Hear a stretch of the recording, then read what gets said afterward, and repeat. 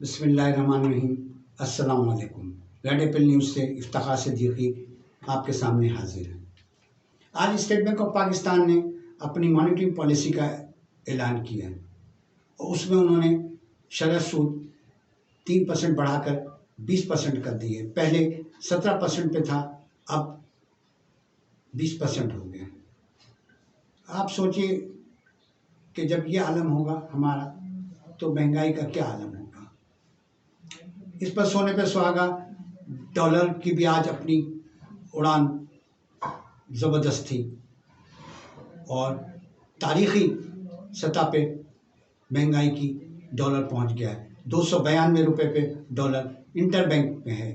18-19 रुपये के इजाफे के साथ आज इंटर बैंक में 284 से 292 रुपये के बिक रहा है और ओपन मार्केट के अंदर 300-310 रुपये।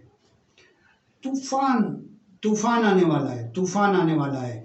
महंगाई का एक ऐसा तूफान आने वाला है जिसमें सब कुछ तहस नहस हो जाएगा।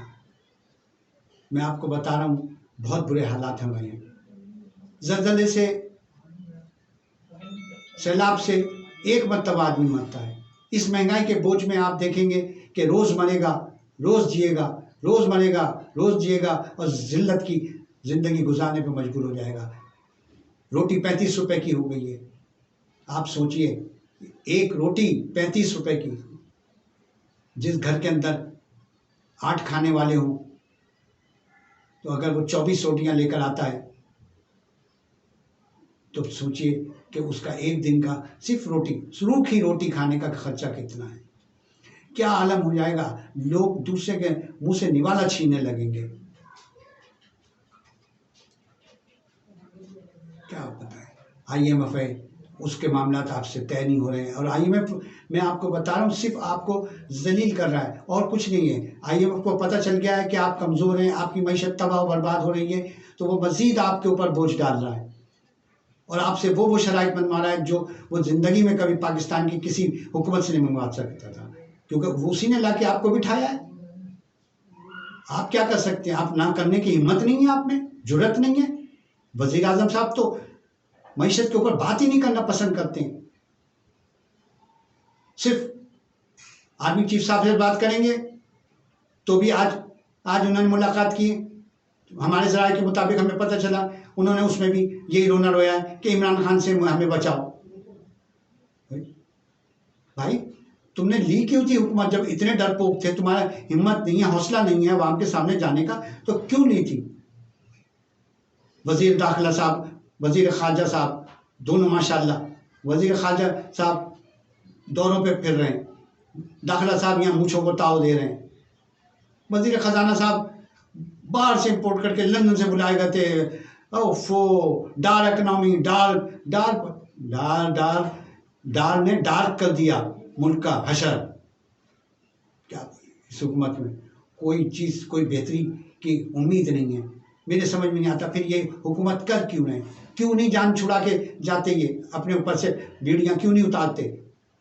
अगर इन्हें थोड़ा से भी हमदर्दी होती इस मुल्क से, तो ये अब तक छोड़ के जा चुके होते कि जी हमें ज़रूरत नहीं है इस हुकूमत को चलाने की। हमारे अंदर ना सलाहियत है, ना हमारे साथ कोई कॉपरेट कर रहा है। ख़त्म हो गई बात।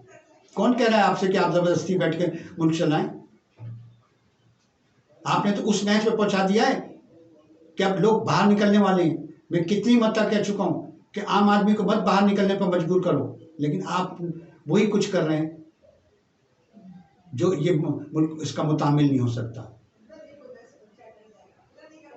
और फिर ऊपर से इस मरती हुई मईशत पर एक और इलेक्शन का अखराजात। लेकिन बहरहाल अगर इलेक्शन नहीं कराएंगे तो भी ये मारे जाएंगे, क्योंकि अब तो सुप्रीम कोर्ट ने फैसला दे दिया है कि इलेक्शन 90 दिन में ही इन्हें कराने हैं। आर्टिकल 6 भी लग सकता है, 187 भी लग सकता है इनके ऊपर, अगर ये नहीं कराते हैं या गवर्नर साहब कोई रखना डालते हैं। वैसे मुझे ऐसा लग रहा है, मेरा अपना तज्जिया ये है कि इस मुल्क में इलेक्शन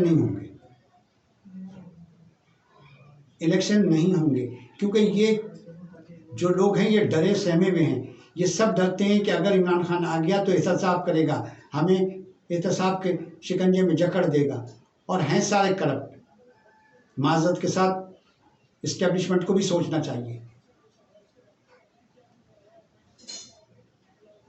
इस मुल्क का खुदा ही हाफिज है। अगर इस्टेब्लिशमेंट ने भी अभी ना सोचा, जबकि वो खुद देख रहे हैं कि वो भी इस मुसीबत से गुजर रहे हैं। 35% उनका भी बजट में कटौती कर दी गई है। डिफेंस के मामलात को संभालने में, उसको मैनेज करने में कितनी प्रॉब्लम इनको भी आ रही होगी, ये भी समझें, सोचें, वरना इस मुल्क का खुदा ही हाफिज है। आप जिस बुरे दौर से गुजर रहे हैं, इसमें अल्लाह के वास्ते सोचें आप कि कहाँ पाकिस्तान जा रहा है। ऐसा ना हो कि फिर संभाले न संभले वो हशर में ये छोड़ के जाएं। आप क्या करेंगे? इन्हें सूली चढ़ा देंगे? मुल्क तो तबाह हो गया, हो चुका। वो चीज़ें कीजिए जिससे ये तबाही दूर हो और दोबारा हम अपने पैरों पे खड़े हो सके। कोई ऐसा बात सोचिए, ऐसी कोई तरकीब सोचिए। बिगाड़ना बहुत आसान है, बनाना बहुत मुश्किल है। बिगाड़ने में 1 मिनट लगता है, संवारने में सदियां बीत जाती हैं। कौमें तबाह इसीलिए होती हैं कि जब एक मरतबा बिगड़ जाती हैं तो दोबारा उन्हें संभालना बहुत मुश्किल होता है। हर एक के बस का काम नहीं है। बहरहाल आने वाले वक्तों में देखिए इस महंगाई का तूफान इस मुल्क के अंदर क्या क्या गुल खिलाता है। हम भी यहीं हैं, आप भी यहीं हैं। इंशाअल्लाह कल फिर हम आपसे मुलाकात करेंगे। अपने मेज़बान इफ्तिखार सिद्दीकी को रेड एप्पल न्यूज़ से इजाज़त दीजिए। खुदा हाफिज़, अल्लाह निगहबान। पाकिस्तान जिंदाबाद।